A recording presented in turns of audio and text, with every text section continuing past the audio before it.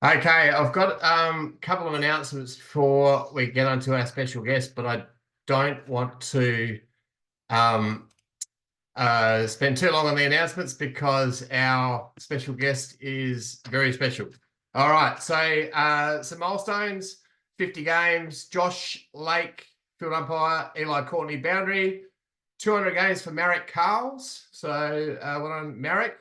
A big 700 for Kenny Downs. So well done to Ken. I know he's very excited about that. Obviously, the field umpire, and pretty amazing that 700 games isn't the biggest milestone for the weekend.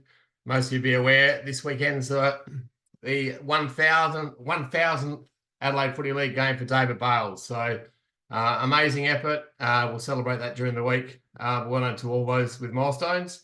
Some announcements for the grand finals, women's grand finals. Women's Divi 1, field umpires Josh Johnson and Chris Robinson. Women's Div 1 reserves grand final, it's Hung AU and Chris Lees. Women's Div 2 grand final, Matthew Harris and Brendan Smiles. And women's Div 6 grand final, Vic Petroselli and the 1000th gamer, David Bales. So he gets to do a grand final on his 1000th, which has worked out well. For those that are doing grand finals this week, you need entry tickets. Make sure you come to training. And I'll send out the complete list of field boundary and goal with the coaching notes. But as I said, I don't want to waste any more time because we have an absolute legend of umpiring who's joined us. He has an amazing record. Started umpiring AFL back in 2004. Has since gone on to umpire over 500 AFL games. The second most ever behind behind Brett Roseberry. Matt Stevick is third. He has umpired an amazing 9 AFL grand finals, including the last 3. I could go on and on, but we might as well just hear straight from the man himself. Simon, if you could unmute yourself. Simon Meredith, welcome to our Zoom. Hey, Cole, thanks for having me. It's absolutely our pleasure. And I've got a million questions, mate. I guess the obvious question to start with is how did it all begin for you? Yeah, a long time ago now, but probably like everyone else, it was a bit of a part-time job for me at first. My uncle was a goal umpire and he needed a boundary umpire one day. He sort of ran things and came around and said, "Do you want to come and run the boundary? I'll give you a pie." And that was how it all began. And then I just kept boundary umpiring for a couple of years and said I can't run that far anymore. And the field umpires got paid a bit more. So that was my transition, and worked my way through the sort of umpired the amateurs in Melbourne, and then into the juniors on a Sunday, amateurs on a Saturday, and I played all the way up to under 17s, which I love. So I played and umpired for a while there, and then just kept on umpiring as I finished up the juniors playing days, and sort of just everything ticked away, and you sort of start getting invited off to different academies and umpiring academies, that is. And then I never umpired any high level in the amateurs in Melbourne. I think C grade was the highest I ever got. So don't give up hope if you're not getting the appointments you think you should be getting. Doesn't mean you can't still make it at the higher levels. And then sort of got onto the under 18s, which is what was that called back then? I can't remember, the TAC Cup program, under 18s, and then couple of years on that, got to do a grand final on the MCG at 8 a.m. one Saturday morning grand final day, which was the biggest thrill of my life at that point. And then went up to the VFL sort of reserves and seniors, where you umpired AFL reserves as well back then. Cole, you would know a few of them. And then got invited to trial to the AFL squad in end of 2003, beginning 2004. I was lucky enough to get on. But it was back when we did 10K time trials and 5K time trials and all these other different time trials that we don't do anymore, thankfully. But it was sort of a long period of umpiring condensed very shortly into a couple of minutes. But that's how it all went through. Yeah, no, very good. So I've got here 2004, your first AFL game, North Melbourne versus Carlton. Yep. What are your memories of that day? Half the MCG stand was down. They were rebuilding it, but there was still close to 50,000 people at the G. So it was pretty special. I remember, one of the main thing I remember is paying a holding a ball decision, and the noise from the crowd screaming out was like something I'd never heard before. It was incredible. Just the noise you don't get at VFL or any other sort of local level. I thought, wow, that's that means I've actually arrived. And it was a close game. I think North won by 5 points, much to the disgust of my many Carlton supporters, friends that came along. But that was a great day, and I couldn't tell you the next 10 games I did, but I'll remember that first one for sure. Who did you do it with? Who were the umpires? It was Corin Rowe and one of your locals, Michael Avon. Ah, very good. Yeah. So I got to share that with them, which was a special day. I'll just ask it while I'm thinking of it, because I was there on Saturday night. I'm a bit of a Crows nuffy. Take the funds. That was you yelling out at us. I was defending you. But it was loud. Saturday night was loud, and Adelaide Oval. It was 54,000, a record there on Saturday night. Must have been amazing to be a part of, but you've umpired in much bigger crowds than that. What's the Adelaide Oval noise like compared to elsewhere? Yeah, it's funny. Like if you were there, so it's hard to imagine anything louder than that. And when the final siren went, that was bloody loud. And whether it's the way the stands are built, that stand at that one end, where when you're under there, that the noise that comes out of that stand and hits you on the ground is something else. So yeah, I mean that, like, I can't recall anything louder than that. However, there are, when the MCG is 100,000 packed in there. I remember Carlton Melbourne 2 years ago. I think Carlton came back and won by a couple of points. And that last couple of minutes, like I couldn't hear a thing, like barely heard the siren. So yeah, whilst it seemed like there couldn't be any louder than that on Saturday night, it does actually get a bit louder. But incredible atmosphere at Adelaide Oval. The best thing that's ever happened is moving from Amy Stadium, was it called? Used to be called West Lakes to the Adelaide Oval. It's just amazing. I love going there. It's one of the best grounds to umpire at. Yeah, it is. Crowd aside. You've created yourself an amazing resume, and not finished yet. I would say, watching you, your strength is your composure. Obviously, decision making is pretty spot on too. Would you say your composure's what has allowed you to, do what you've done? Yeah, I think so. I think having a cool head when there's absolute chaos going around you all the time has certainly set me up to be able to think clearly and be able to make those crucial decisions under pressure. And a lot of the times, as we know, we're all umpires, a lot of the time it's not blowing your whistle, which is just as important as blowing your whistle half the time. So yeah, just keeping a cool head, not getting caught up in the emotions of what the crowd might necessarily want you to do, being able to just block all that out and really tune in. And whatever the reason, I'm not sure, do some psychoanalysis, but the louder and noisier and more chaotic the game is, I seem to find a sense of calm that comes over me, that I can sort of remove myself from that environment and just make some, hopefully, right decisions. Was that always the case, or has that been an experience thing? Definitely experience helps, like no doubt. Having been there for over 22 years and being involved in quite a lot of those big games definitely helps. But it's certainly been something that's enabled me to get through the early days as well.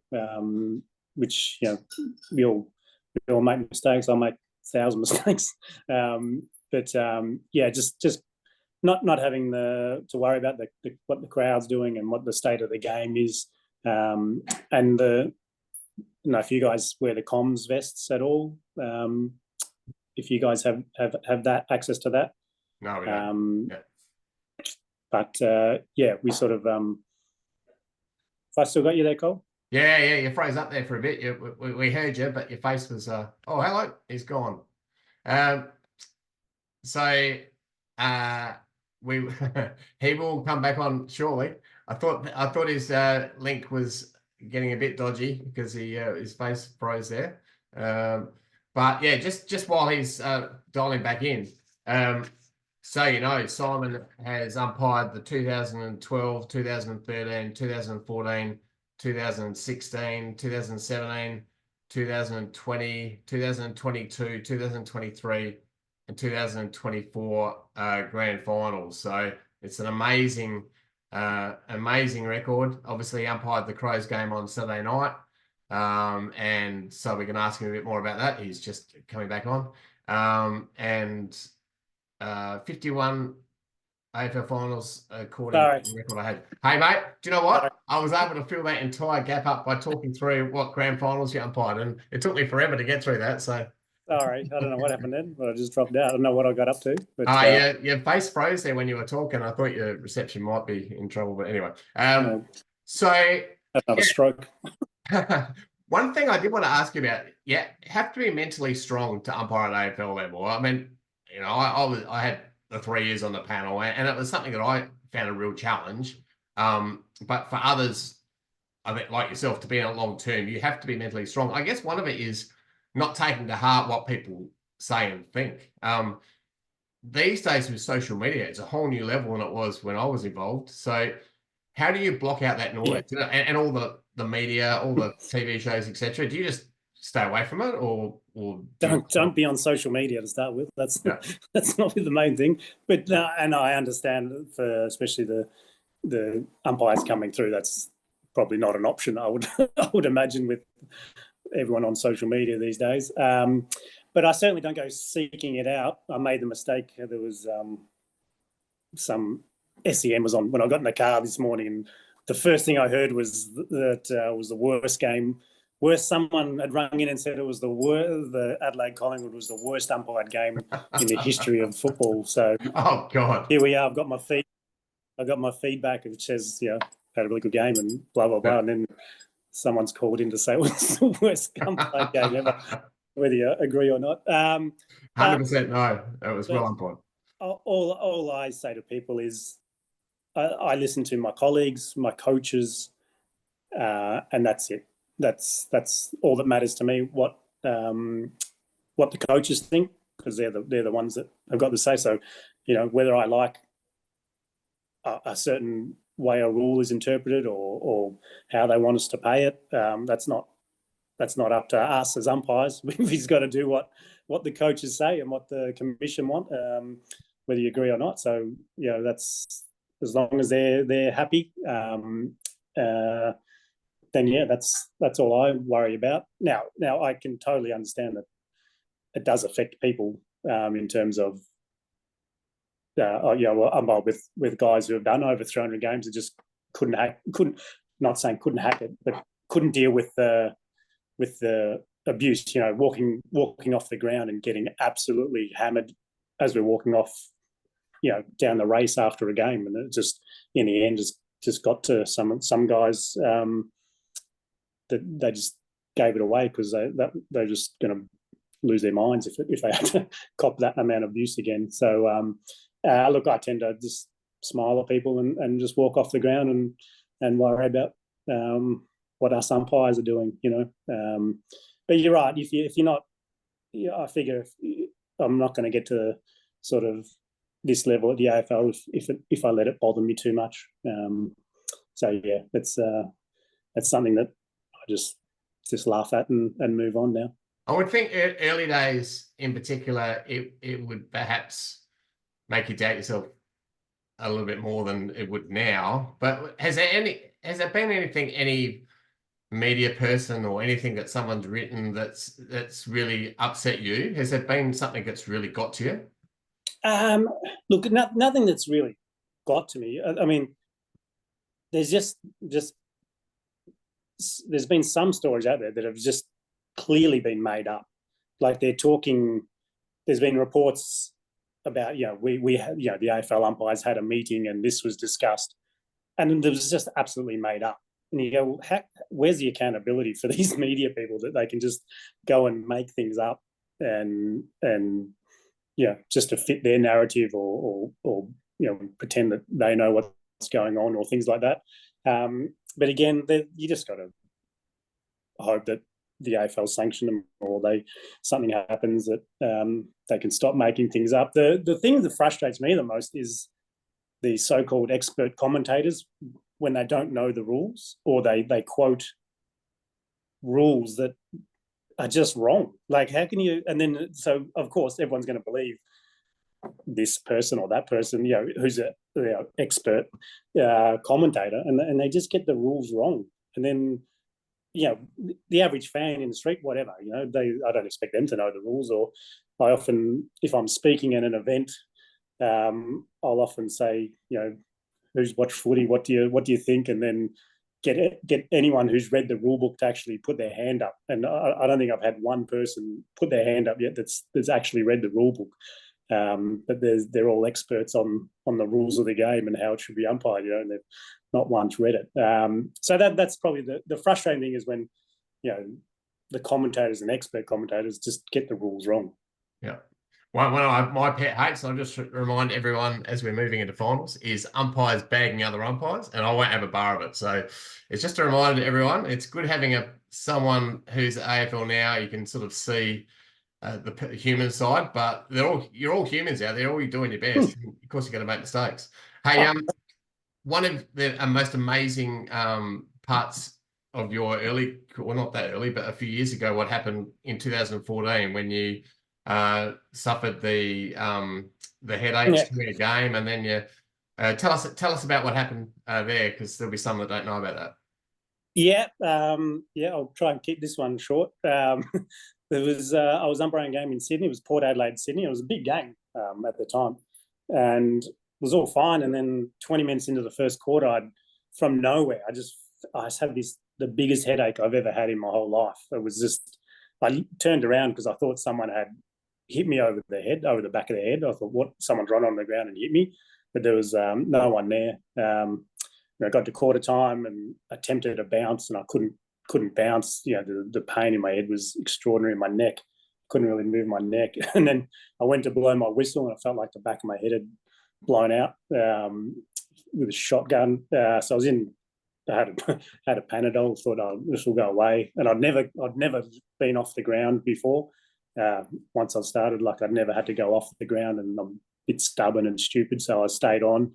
Got to halftime, and the guys I was running with, thankfully they did all the running, and I just stayed in an end zone. It was 3 umpires back then. 3/4 time, same thing, and then 10 minutes into the last quarter, one of the other umpires got bumped into. So I thought, okay, I'll come into the middle, and then there's a boundary throw in front of the bench, and just going from the end zone to the middle. I was just nauseous. I was about to throw up. So I got the emergency on, and he was a rookie, so he'd never done a game before. So it was Port Adelaide, Sydney, massive game, and they had to get the rookie umpire to come on and do the last 20 minutes, which he's forever thankful for, because that was the only 20 minutes of AFL umpiring he ever did. So as I went off the ground, I was vomiting. I literally crawled off the ground and was vomiting in front of both benches, which was pretty embarrassing. But in the end, they took me to hospital, and I had a brain bleed. So I had a subarachnoid brain hemorrhage. So it's effectively a stroke. And then, I had 6 nights in intensive care in Sydney. And then I had to fly home on a little 4-seater ambulance plane, so they didn't go too high. And then I had 4 nights at Royal Melbourne Hospital in intensive care again. And had 8 weeks off. And then they let me come back and umpire the last few games. and I'd had a pretty good start to the year, but I certainly was just happy to be alive and back running around. So yeah, in the end, I did some finals and did well enough to do the grand final. So it was pretty surprising, but yeah, it was bizarre to be running around in a game and then all of a sudden I'm in a hospital bed, still in my umpiring gear for 2 days, wondering, am I going to get home or not? Because they were pretty blunt. They were pretty blunt in the emergency room. They said, well, if it's a aneurysm, then you're probably going to die, but we don't know until the morning. So they don't muck around in those joints. Jeez. So have you had any ongoing health issues? No, it was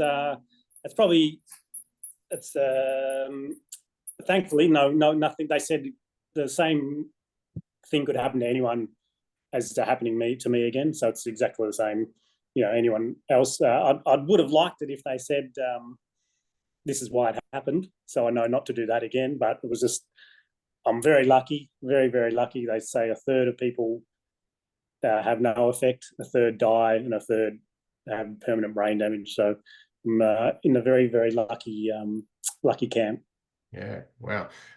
Quick ones. Family, you got kids? Yes, got two kids, 15 and 16, nearly 17. Little man, he's umpiring. So excellent. He's 15 and he loves the cash too. So he's just turned 15 into his second year. So he's ticking away there. And yeah, Darcy, she loves her sport and getting to games as well, but not in the umpiring sense. And do you have a job that you do outside? Yeah, I've got my own IT business, so that certainly works in well with all the AFL schedules, and I can work remote, work wherever I need to, and yeah, it's easy. I don't need to ask anyone for time off. I just get to training and do what I need to do whenever. Yeah, cool. Now, before I open it up for others to ask questions, of all the grand finals, I went through them before. Is there one that really sticks in your mind as a favourite? Look, they're all amazing, and it's the week build up that's the best part for me. So we obviously find out on the Monday, and that's sort of our grand final. I guess everyone here, when you've been appointed to a grand final, that's finding out you've got the game is probably the really, really exciting bit. I've also found out I haven't got the game too, which is not as exciting, but you can't do them all. So the whole week build up is great because we get to train at the MCG. We have a dinner after that training as well. Do a bit of media that don't normally do, and obviously the excitement around the week, and you do the parade and just thinking about the game as well, which is great. My first one was amazing. It was Hawthorn Sydney in 2012, which is the swings all throughout the game. Hawks are in front of Sydney. They just kept going back and forth. That was crazy. In terms of closeness, 2023 was Collingwood win by a few points or whatever that was. That was towards the end of that. It was sort of like, don't stuff this up. But then you get games like last year, which was a 10-goal. Brisbane won by 10 goals, which is I'm sure people have done grand finals which have been blowouts. And it's just a nice run around the MCG, knowing that it's pretty stress-free. You just pay the obvious ones, and you can sort of enjoy the last half of the game. So it's pretty stress-free. So everyone's been special. I certainly don't take them for granted. And we once you have one, you sort of want another and another because you know how good that week is. Yeah. Good. A chance for this year? Well, you always a chance. I think they'll be trying to promote some new blood in there, but they know they've got a couple of us old guys just in case. So you do Adelaide Collingwood, and then I've got Bulldogs Freo this week. So you figure you're sort of in the mix of finals when you're doing these games late in the year. So we hang in there. There's sort of, as you know, mate, anything can happen. Yeah, 100%. But they are big appointments. this week. That's a massive one. That's really a final before the finals. Yeah, well, it's basically an elimination final in effect. So yeah, we'll try not stuff it up and hopefully keep going. Okay, good. All right, I've asked plenty. I'm sure there's others on the line that would love to unmute themselves and come and ask Simon a question. If not, I'll keep asking. Yeah. I've got no Sam Taylor. Go, Sam. Yeah, I've got. G'day, Simon. Thanks for coming out tonight, or not No, coming out, but thanks. Zooming with us tonight. Hey, I just wanted to ask you, with Greg Swan coming on, have you got, and he's going to look at all aspects of football, including umpiring. Mhm. Have you heard anything that he's sort of going to possibly change? For example, maybe the bounce, get rid of it. Have you heard anything? All I've heard is, and he came out and spoke to us, is that they're looking at everything. So whenever he gets asked about anything, yeah, we're going to look at that, and yeah, we're going to look at that. So I think they'll certainly wait until the end of the season, and then whether the bounce remains, I don't know. I think it's on a short life, the bounce now. Just I don't know what you guys do, but as far as I know, you don't actually have to bounce until you get to state league. Yeah. Is that right? So yeah, I think so. Yeah. It'd be like, I don't know, it's like learning to kick when you get to state league. Like it's a hard, not for me anyway, it's a bloody hard thing to master. And if you only started at state league, yeah, I just don't know that the umpires coming through. Like I remember when I started, under 12s, we were bouncing and we'd do 100 bounces of training. And again, I don't know what happens local leagues now if you practice bouncing at all. But I'm just worried that people won't be able to do it in 10 years' time. So whether it's another 10 years or whether it's just slowly they pull the pin earlier, I'm not sure. There's talk about the stand rule. Do they want to wind that back? To what? I don't know. I don't know if you guys have the stand rule as well. No, we don't actually. We have a few AdFL rules that we don't implement. Yeah. So there's a funny chart. I don't know if you've seen it. There's actually 19 things you have to consider every time you call stand. Outside 5 player, coming to the mark, going back, protected area, play on, not play on, reset. So there's, whether they can wind some of that back. They're going to look at holding the ball. How do they make that, simplify that? And for me, it's not as hard as what a lot of the media and people make out. I don't think. I just don't think people understand the rules. And certainly every time you go to a game, everything's the whole crowd wants holding the ball if it goes their way. Otherwise, they don't. So they're looking at things, but there's nothing in concrete yet that they've made their mind on. Nick. Thank you. Yeah, hi. Hey, just a quick question for me, and I think I go back to what you said a minute ago, but lots of decisions happen, and it's really hard with the crowd involvement. Obviously, in the sample, we have last possession. Do you think that'd be something that would be really helpful as an umpire in the AFL to take away people who don't understand the rules, i.e. commentators and fans? Yeah, definitely. I think it'd be a great addition. Has it been good in the sample? Has it helped? It's between the arcs, yeah? No, we do it everywhere in our league as well. Okay. Anywhere in the ground, handball or kick. And I find it, personally, I've never had this before since I've been umpiring, and it just makes it so much easier to explain it versus making a decision sometimes where the crowd don't understand personally. Yeah, I think it definitely last touch or last disposal. Was it last disposal, I think?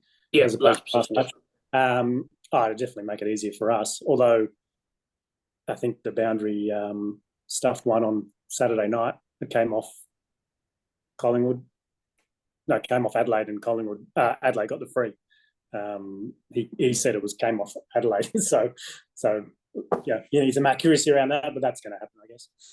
Yeah.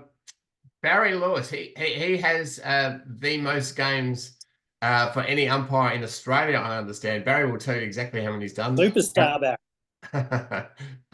So your 530 odd is pretty impressive, but Barry, tell us how many you've done and fire away and ask Simon a question. Oh, it's done the big intro. He's unmuted himself, expecting that he was going to he was going to ask, but no, never mind. Get him back. Nah, he's disappeared. Someone else. I think he's just, fallen away. Michael Jeske. Colin, how are you, Simon? I was at the footy yesterday night, and the noise was unbelievable. Hey. So an invite to the Clare Valley next time you're up here, mate. Oh, beautiful. Thank you. How are you finding the 4 umpires? Initially, when it came in, I was a little bit doubtful, but just seeing the speed of the game Saturday night and being wet, I can understand now why you have the 4 umpires. How are you finding the positioning? Oh, I love it. So I wouldn't be doing AFL still if it was 3 umpires. So it's definitely kept, a few of us going. So we've added 12 umpires, I think, in the last 2 years. So that's a huge number of new umpires as you know, Colin, at AFL level to come on all at once. I don't know if that's ever happened before. So we're all sort of learning, because you might do a bit of it at the VFL or Sandful, but not too much. But it's just we've got better at the system's evolved even in the last 2 years that we've been doing it. So from when we started to now, we are doing more running than when we started, but it's just to cover angles. They want us outside more as well, so we're trying to get each side of the contest covered. It's we're still working away and trying to get all angles covered, but we're getting a lot better at it. It's becoming second nature now. It's definitely helped me, and I think people that complain about it don't hear the 10 or so decisions that we would miss if we didn't have 4 umpires. All they see is, this umpire out here paid it and the one closest missed it. Well, that's why the whole thing's there. So to help us out. But I love it. It certainly saved me a few more years. So the support free kicks where you pay from out of zone. Yep. Off the top of your head, can you remember how many you paid on Saturday night? Probably at least 3 or 4. And then it's also the comms you give. So whether it's comms for insufficient intent, because you're there and you can see straight down the line, whereas the umpire inboard doesn't know which direction the ball's gone. Comms for dive, drag, balls out, balls pinned. It's constantly, if you tuned in and listen, it's basically a constant feed of information that's coming from an umpire pretty much at any given time. And that's just invaluable for us. It'd be so hard to umpire without those comments. That must take some getting used to. I would find it very definitely. Yeah, it does. And some do it better than others. So you just got to find that nice balance.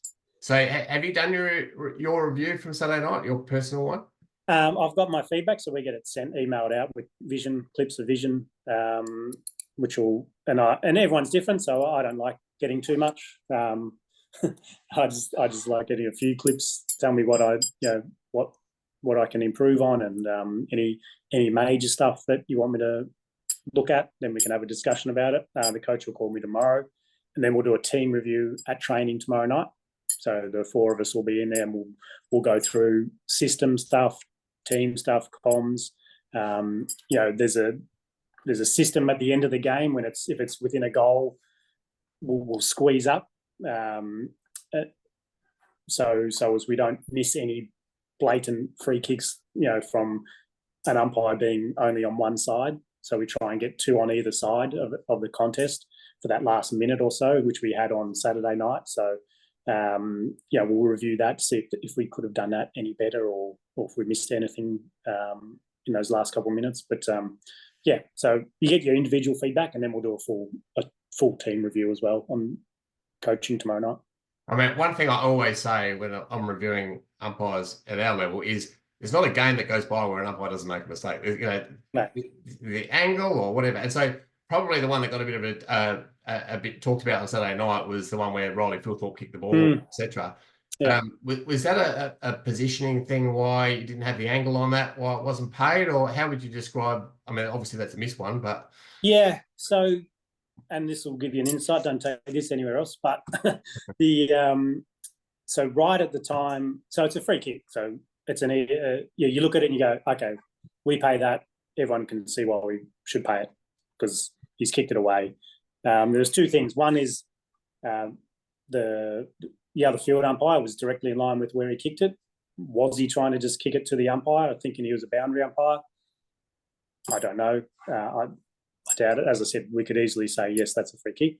But what happened when I was just talking about, the last minute of the game, we all get the coach tells us when to enact that last minute, everyone squeeze up. And right when that boundary throw-in happened, the coach came over the mic to say it's time to go into this new system, as in, everyone 2 on either side. So the umpire who was who was calling the ball in was sort of, he said he was half thinking of paying that free kick when the coach came over the mics to say, let's, we're moving into this phase now. So there was a bit of, timing and I'm not going to say confusion, but just that distracted that umpire at that exact time from actually blowing the whistle. That's really interesting because the coach would have thought it's a bit of dead time to do it. Yeah, that's really interesting. Yeah. Now, our Zoom cuts out right on 40 minutes, so we've got 3 minutes. A couple of quick questions. How long do you reckon you can keep going for? Now that they've got the 4 umpires and you seem to be umpiring it's definitely year by year for me. I plan to keep going next year. We haven't had any discussions around them trying to get rid of me just next year. So and look, I love it. I love being involved. I love footy. I love being part of it all. As you say, while my body's still able to do it and at a decent level, then I'm happy to keep going. And I really enjoy it. So I want to help bring these other guys along too. Excellent. And finally, we're really lucky to have Brett Roseberry on our Zoom for next week for our final one for the year. Tell us in 30 seconds what your thoughts on Brett. Oh, mate, he's the gold standard, isn't he? Like he's been doing it for longer than me. He's just absolute professional. He does everything to keep his body in great nick, and he's always willing to help out anyone who wants to get better. He'll spend time to help anyone out. So no, you're in for a treat with Brady. He'll be able to tell some good stories as well, I'm sure. Well, thank you so much. Hey, no worries. First time you've come on, and mate, it's been absolute treat for us. I know everyone on the line would have got a lot out of it. And all the best for your big game this Sunday and for the final series. Let's hope you get there again. Thanks so much. Thanks everyone. Good luck for the finals, whatever you're doing, and just keep supporting the umpires is what we want to do. Absolutely. Go on, mate. No worries, guys. See ya.